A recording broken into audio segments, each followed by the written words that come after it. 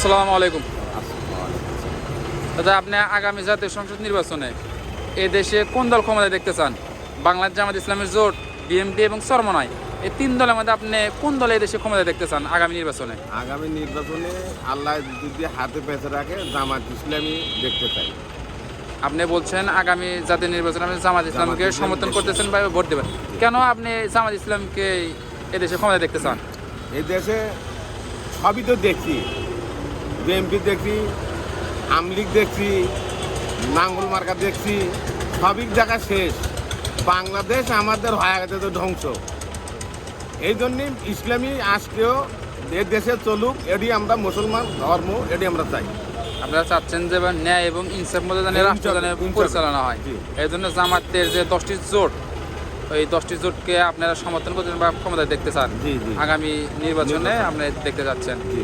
আপনার মত, তারা কি এদেশে সামনে নির্বাচনে ক্ষমতায় যেতে পারবে কিনা? আল্লাহ, এটা তো জোর দিয়ে বলা যাবে না। আল্লাহ ক্ষমতা যদি আল্লাহ নেয়, আমরা আল্লাহ যদি নেয় তাহলে ইনশাল্লাহ আশা আছে, ইনশাল্লাহ আল্লাহ নিব, এই মনের একটা বল। ধন্যবাদ।